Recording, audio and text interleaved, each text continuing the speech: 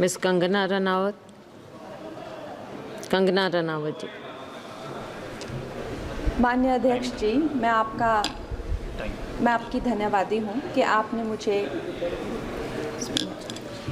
मुझे railways amendment bill 2024 पर अपने विचार रखने का मौका दिया। माननीय रेल मंत्री श्री अश्विनी वैष्णव जी द्वारा प्रस्तावित इस बिल का मैं स्वागत करती हूँ।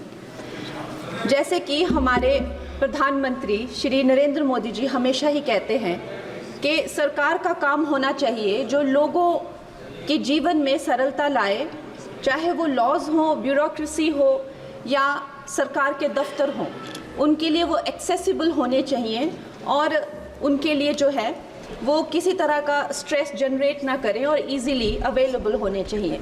निश्चय ही ये जो बिल है इस उद्देश्य में जो है वो सफल होता है और इसके अंतर्गत जो है 1905 में जो रेलवे बोर्ड एक्ट था उसको 1989 में जो रेलवे एक्ट है उसमें क्लब किया जा रहा है। निश्चय ही इस तरह के जो एक सिंगुलर लॉ बनाकर जो है वो आई फील कि हमारे जो साधारण मानवीय हैं उनके लिए बहुत ही इजीली अवेलेबल होंगे, एक्सेसिबल होंगे, इसीलिए मैं इसका स्वागत करती हूँ।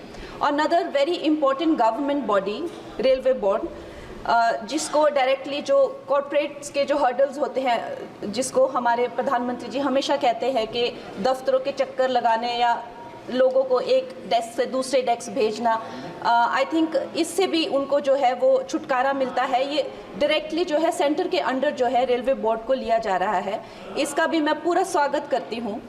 और उसके साथ ही वंदे भारत की जो हमारी जो ट्रेन्स हैं वो हमारे लिए आत्मनिर्भर भारत आधुनिकीकरण का एक बहुत बड़ा, एक प्रभावशाली उदाहरण, एक चिन्ह बनकर आई हैं सामने। और जब 68 वंदे भारत जो है भारत को दी गई थी तो उसमें से एक वंदे भारत हमारे हिमाचल जैसे छोटे से प्रदेश को भी दी गई थी, ऊना शहर में।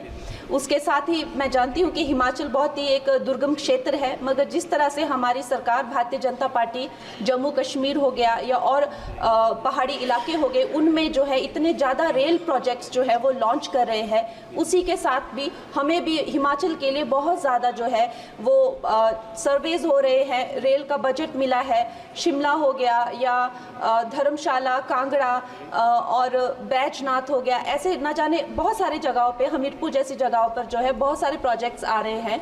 लेकिन मैं माननीय मंत्री जी का ध्यान मैं मंडी क्षेत्र की तरफ लाना चाहूँगी। एक्चुअली मंडी क्षेत्र 60 to 70% ऑफ जो हिमाचल का जियोग्राफिक एरिया है वो मंडी क्षेत्र में ही आता है और हमारा जो क्षेत्र है उसमें अभी तक इस तरह का ना कोई सर्वे हुआ है ना सुविधा है।